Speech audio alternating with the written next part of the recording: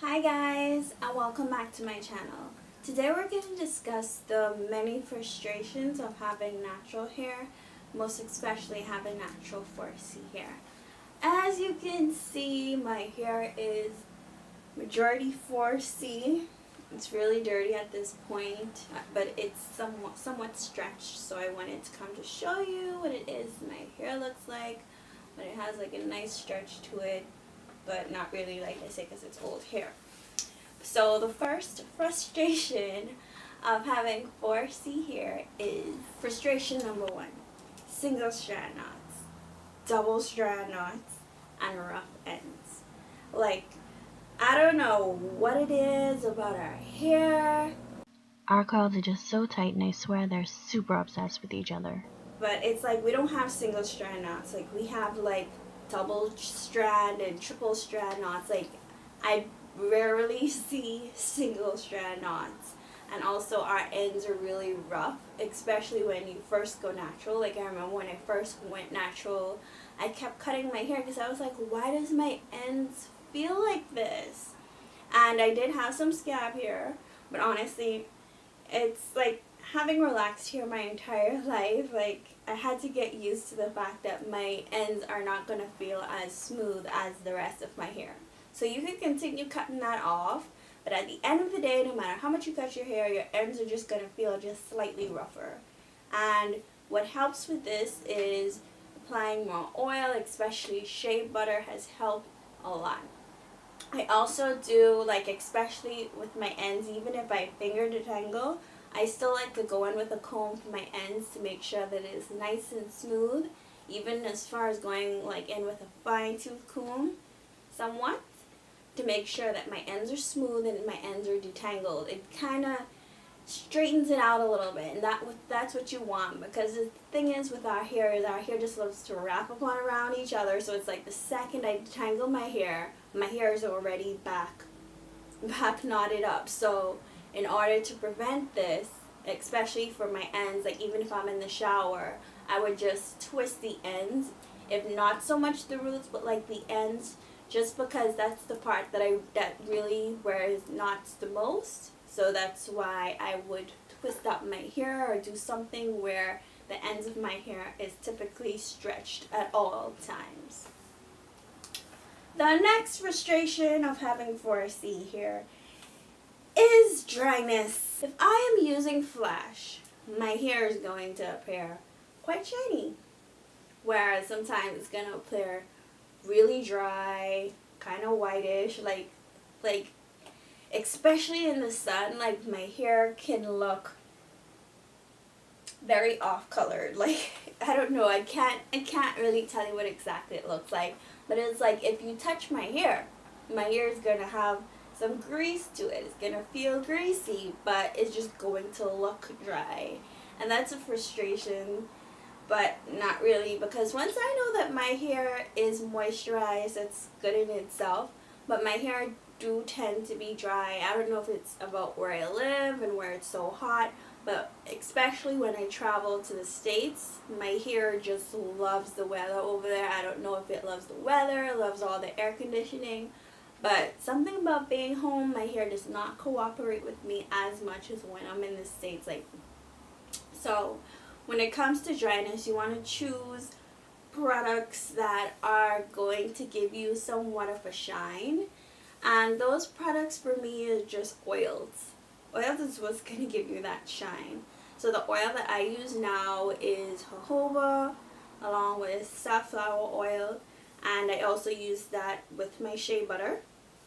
And that helps with the dryness. And it helps to, when you moisturize your hair and sealing in with one of those, it also helps. As well as sealing in with some type of product like over the shea butter or under the shea butter, because you want to really layer it on. So when it comes to our hair, we really want to layer on several products. It's not going to be just one product and that's it. It has to be at least 2 or 3 or 4 products in order for our hair to stay moisturized for a long time. I don't know if this applies for everybody's hair, but I know for me especially, I cannot say I'm just going to put on some conditioner in my hair and go, or put some conditioner oil in my hair and go, because it's going to be well, actually the conditioner oil might work, but yeah. Once it's like a thick oil, so it really depends. You just want to layer on products. Third frustration is shrinkage. Like, my hair shrinks at different rates. Like, I hate my shrinkage. I hate like that parts of my hair stretch differently. When it comes to the back of my hair is very frizzy. It does not hold its definition. It's very frizzy, it's very thin, and it's not as dense. So when it comes to any style, I know that anything to do with the back here, I want to make it somewhat big, but not too big, because I need it to be kind of full. But then if I make it too small, it's going to thin it out too much. So my frustrations is especially with the back. And then as it goes further up, it gets like I have a little bit more of, I guess, some type of mixed texture in the front, so it hangs longer regardless. But I've always had the issue, like, well, the back part of my hair used to grow longer than the front part, so I had to keep cutting my hair, because it's like I had to literally keep twisting the back of my hair if I'm wearing a style for it to fall right, because the back just it straightens easily, whereas the rest of my hair does not straighten as easily, and that's because I guess maybe where the strands are more fine. But yeah. So that's how I combat my shrinkage. I just work with my hair. I find the parts that are more thin, that are less dense, and I have to size my portions. Like my section, I have to section my hair based on how dense my hair is and my level of shrinkage. Like some parts of my hair I'll put twists, some part I'll put braids. Like sometimes I mix it up like that. Sometimes I could, keep it like making it the same throughout, and I would just stretch the hair like by banding or with threads or whatever. So the last part is breakage. Actually, this is the second to the last, but breakage, like our hair, like the slightest touch like this right now probably is good. I just probably gonna lose like 5 strands from that, because anything to do with touching our hair is going to break. But you have to touch your hair, because you have to put tension on your hair for it to straighten out. So it's like you can't win when it comes to our hair and styling. Like, just expect that you're gonna have breakage regardless. But to minimize the amount of breakage, you want to reduce how much you manipulate your hair.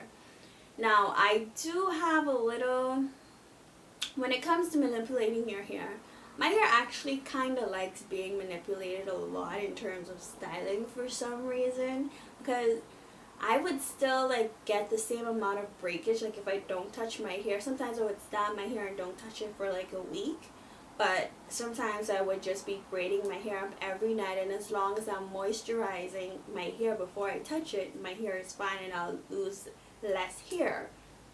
So it's, if you're doing one or the other, it works. But like I say, I know for my hair doesn't mind being manipulated a lot, as long as every time it's manipulated, it's moisturized or my hands are moist. Sometimes you can just, a lot of girls in videos apply oil to their hands. I don't do that. What I would do is I'd apply a little bit of water to my hands. My water mixed with aloe vera juice, I apply it to my hands so my hands aren't dry. So you just don't want your hands to be like super dry before touching your hair. And last but not least is styles not coming out the way that they should. And I kind of touched on this already from shrinkage. What I do is, like I said, I'll put some in braids, some in twists. But also, like when it comes to styling, like you want to start on stretched hair. Or like you never immediately want to go into a twist out. If you're going immediately into a twist out, you're going to have to stretch your hair after the twist if you didn't stretch it before. Because in order to achieve the best results you could on your 4C hair is stretching it before or stretching it after. Like once I have the braids or once I'm twisting, I'll stretch it, or sometimes after I take the twist out or take the braids out, I'll stretch it so that it can fall the way that I want to, especially because we know our hair loves to stick up, and now my hair does kind of fall for some reason, especially after I straightened it. But now that my hair wants to fall, but before I used to band my hair a lot to get it to fall the way that it should. So that's pretty much it. So these are my top 5 natural hair frustrations, being a relaxed girl for most of my life. And I hope that you guys enjoyed this video. Please like and subscribe. Comment below if you have any video suggestions. Let me know if you like more videos like this, or if you don't like videos like this, just let me know. Thanks for watching, guys. Bye.